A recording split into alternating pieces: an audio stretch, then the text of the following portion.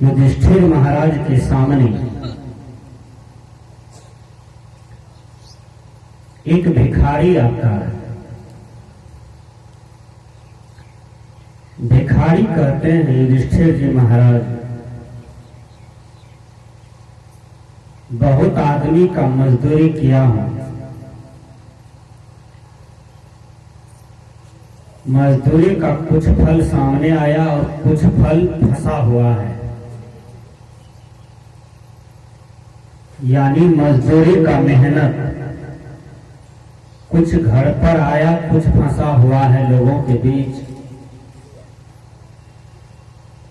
जैसे मिलेगा वैसे मैं आपके ऋण को चुका दूंगा।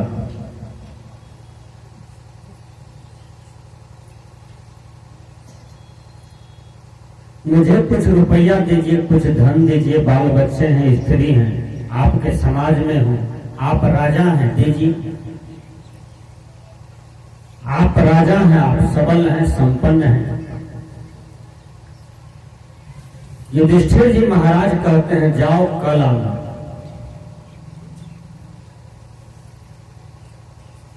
बगल में भीम खड़े थे। भीम इस बात को सुन लेते हैं। जैसे युधिष्ठिर महाराज कहा कल आना, भीम को इससे बड़ी तकलीफ होती है। भीम को जब तकलीफ हुई,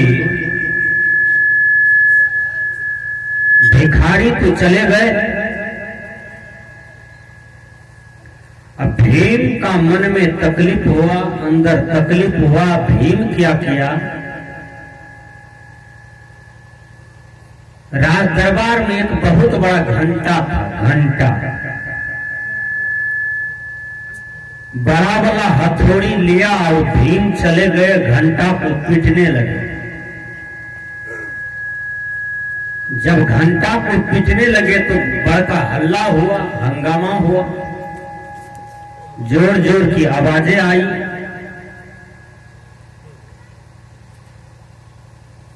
युधिष्ठिर महाराज कहते हैं, इतनी जोर से घंटा कौन बजा रहा है? अर्जुन को भेजते हैं, जाओ देखो इतना जोर जोर से कौन पागल ऐसा आया इस राज दरबार में जो घंटा पीट रहा है। किसी को पता नहीं था कि भीम घंटा बजा रहा है। कृष्ण भगवान आश्चर्य में पड़ गए। समुच्चा राज दरबार में जितनी भी नर नारी थे सब आश्चर्य में पड़ गया। इतना जोर से घंटा की आवाज कभी नहीं हुआ, आज हो रहा है।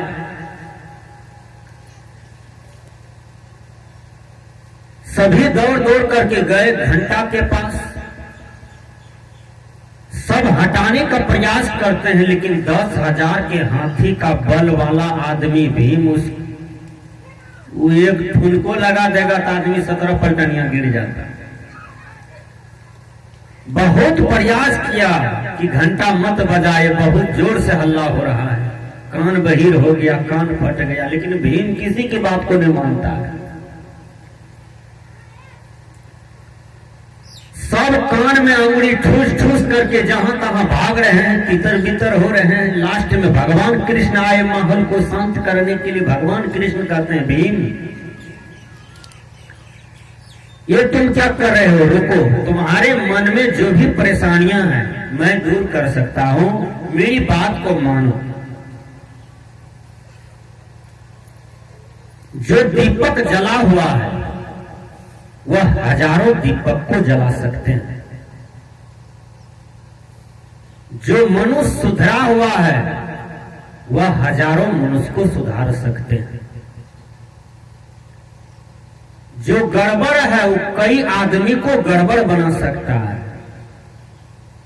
जो गांजा पीता है वह 10-20 गजेड़ी को तैयार करके जरूर रख देता है। यही कुसंग का परिणाम है। भगवान कृष्ण स्थित प्रज्ञ पुरुष हैं, शांत पुरुष हैं, आत्म आत्मलीन पुरुष हैं, परमात्मलीन पुरुष हैं, स्वरूप लीन पुरुष हैं। ऐसे पुरुष के मुख से निकला भीम रुको, मैं तुम्हारी परेशानियों का दूर कर सकता हूं। भीम रुक जाते हैं, कहा भगवान मेरे जीवन में परेशानियां यही है कि मेरे भैया के सामने युधिष्ठिर महाराज धर्मात्मा माने जाते हैं, सत्यवादी माने जाते हैं, बड़ा ज्ञानी माने जाते हैं, और मैं भी मान रहा था। लेकिन आज ज्ञानियों के बीच में एक सुरंग कैसे मिल गया, भगवान कृष्ण मुझे बताइए। जब मेरे भैया के सामने एक भिखारी आता है और भिखारी याचना करते हैं कि मेरा रुपया कुछ फंसा हुआ है समाज में, मुझे कुछ धन दीजिए, रुपया दीजिए, बाल बच्चे हैं, पत्नी है, अन्न के बिना कुछ भूखा तरसा हूं। लेकिन युधिष्ठिर महाराज जी ने कहा कि जाओ कल आना।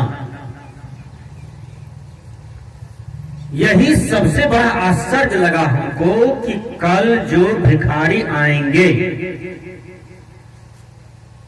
आज दिन के 9 बजते हैं और कल 9 बजे भिखारी आएंगे। 9 3 12, फिर 3 3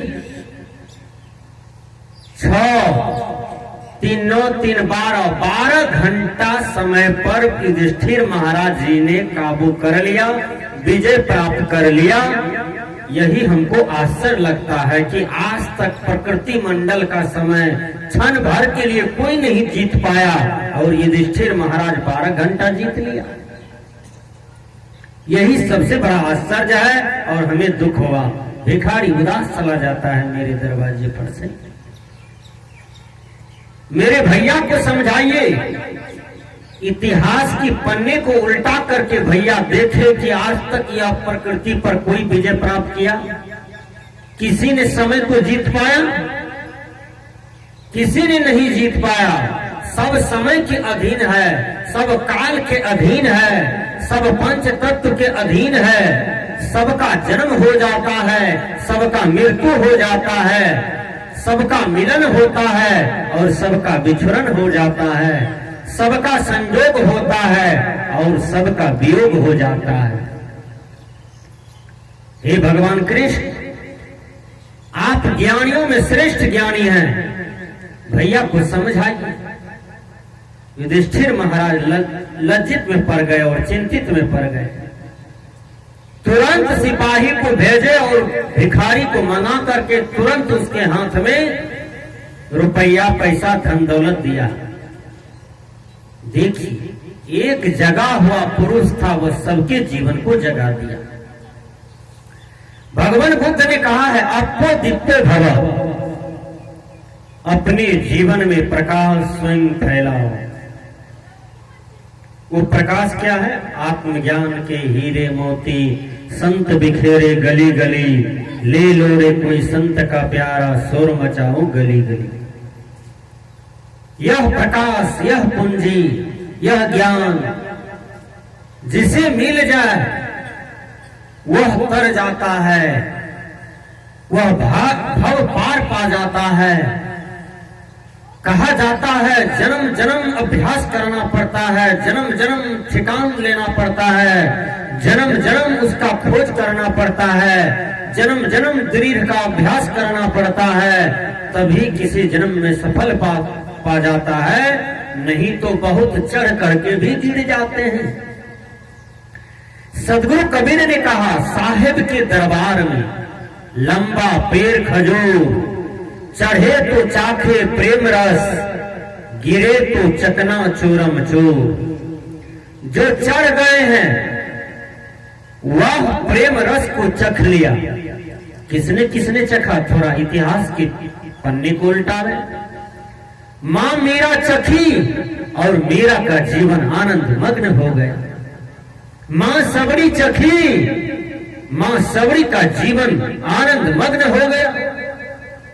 भगवान राम चखे, कृष्ण चखे, बुद्ध चखे, महावीर चखे, संत सम्राट कबीर साहब चखे, बाबा मीही चखे, सुर चखे, रविदास चखे, आदि आदि भक्तों ने, आदि आदि संत प्रवरों ने, आदि आदि गुरुजनों ने गुरु रस प्याला को चखे और उसका जीवन आनंद मग्न हो गया। सज्जनों,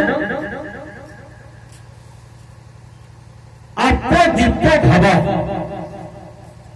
अपने जीवन में प्रकाश स्वयं फैलाओ। वो प्रकाश क्या है? ज्ञान का। वो ज्ञान कहां मिलेगा? सच्चे सदगुरु के शरण में। सच्चे सदगुरु का पहचान क्या है? सच्चे सदगुरु जो होते हैं, तो ऋषिकार ने कहा, बंध मुक्तम ब्रह्मनिष्ठम कृत्य कृत्य भजत गुरम यश प्रसादात संसार सागरी घुसपदायते। जो बंधन से मुक्त हो, ब्रह्मनिष्ठ हो, ऐसे गुरु को भजो। जैसे कोई गाय की पूंछ को पकड़ करके नदी पार कर जाता है, उसी प्रकार ऐसे पहुंचे हुए गुरु का शरण लेकर के, ज्ञान लेकर के वह साधक अपने जीवन में पार पा जाता है, वह मुमुक्षु अपने जीवन में पार पा जाता है। सज्जनों, चढ़े तो चाखे प्रेम रस, जो चढ़ा सफल पा गया, वह राम रस को प्राप्त कर लिया, मोक्ष रस को प्राप्त कर लिया, जन्म मरण को तार लिया। जो गिरा वो चकना चूरम चूर हो गया। गिरे हैं कितने? बहुत ऋषियों ने गिरा। श्रृंगी ऋषि गिरे, पराशर मुनि गिरे, नारद जी गिरे, आसाराम जी गिर गए, रामपाल जी गिर गए और राम रहीम जी गिर गए। तो गिरे तो चूरम चूर हो जाता है, जो गिर जाता है वह चूरम चूर हो जाता है। इसलिए सज्जनों, हमारे कहने का भाव है कि सत्संग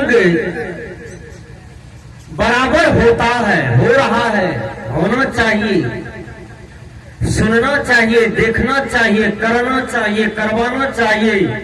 लेकिन सत्संग एक महाविद्यालय है, वहां पर हमारे जीवन में सीख मिलती है, जो यह सीख किसी भी विद्यालय में नहीं मिलता है। कोई भी मास्टर आज तक किसी को खैनी छोड़ा पाता है? बोलिए, चाय छोड़ा पाता है? कोई भी प्रोफेसर किसी का दारू छोड़ा पाता है? किसी का शराब छोड़ा पाता है? किसी का मांस छोड़ा पाता है? लेकिन एक एक प्रिंसिपल का वेतन, प्रोफेसर का वेतन, मास्टर का वेतन सुनिएगा तो आपको आश्चर्य लग जाता है। कोई भी मास्टर, प्रोफेसर, प्रिंसिपल, प्रशासनिक लोग आदमी को आदमी नहीं बना पाता है, किसी की कुसंग को नहीं हटा पाता है। यदि वह इस धरती पर सिरमौर प्राणी है, सिरमौर व्यवस्था देने वाले है, तो वो है संत, वो है गुरुजन। यदि इस धरती पर, इस अग्नि तल पर संत गुरुजन नहीं रहते, आग जो लगी आकाश में, चुभी चुभी गिरे अंगार, संत न होते जगत में, तो जल मरता संसार। यह संसार में जीव जल करके मर जाते हैं। और वह आग क्या है? वो आग है राग और द्वेष का आग है, विषय की आग है, भोग की आग है, इच्छा की आग है, तृष्णा की आग है। इसी आग में यह जीवात्मा अज्ञान बस जल रहे हैं। इसी आग में यह जीवात्मा अनादि काल से जल रहे हैं। इसी आग में जलते जलते वह जन्म लेता है, वह मर जाता है, बार बार जन्मता है, बार बार मरता है।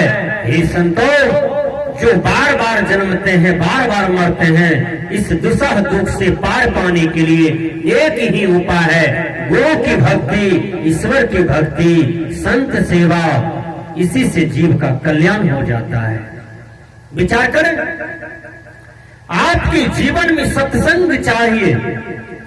यदि आप सत्संग में आते हैं तो आपका मन स्थिर हो जाता है, चित्त शांत हो जाता है।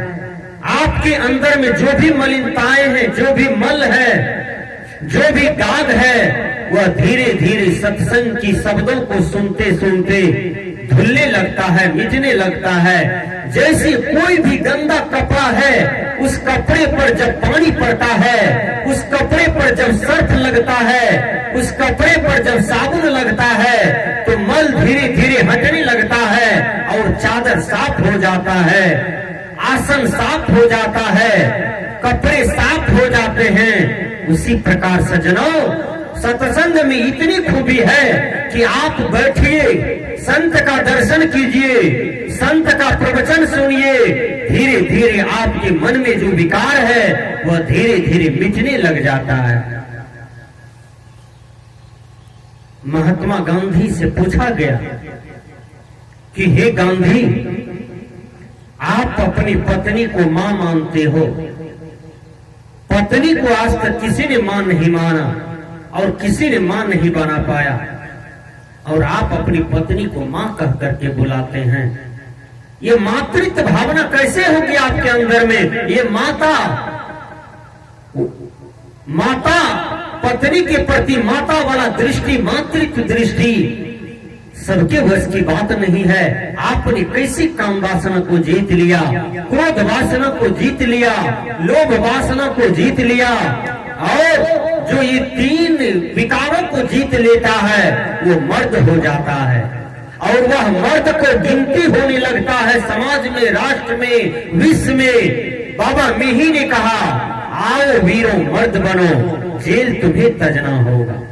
वो जेल क्या है? काम का जेल, क्रोध का जेल, लोभ का जेल, भोग का जेल। यह जेल में जीवनादि काल से घुसा हुआ है, यह जेल में जीवनादि काल से हथकड़ी लगा करके स्वयं अपने आप को बांध लिया है। हे वीरों, जेल तुम्हें तजना होगा, इस जेल को त्याग करके तुम साधना करो। अरे मर्द, तभी तुम्हारे मर्दत्व है, नहीं तो कोई लुंगी, पैंट, गमछा, धोती पहनने से कोई मर्द नहीं होता है। जो साधना की राह में टिक जाता है, जो साधना की राह में उतर करके सफल पा जाता है, उसी को मर्द कहा जाता है। इसलिए बाबा में ही कहते हैं, आओ वीरों मर्द बनो, जेल तुम्हें तजना होगा। ये माया का जेल, मोह का जेल, ममता का जेल, यह जेल में जीवनादि काल से दुख पा रहा है, झेल रहा है। विचार कीजिएगा, जब भगवान राम को 14 वर्ष का वनवास हो जाता है, उस समय दशरथ का मोह देखिए कितना खतरनाक मोह होता है और कितना दुष्कर मोह होता है।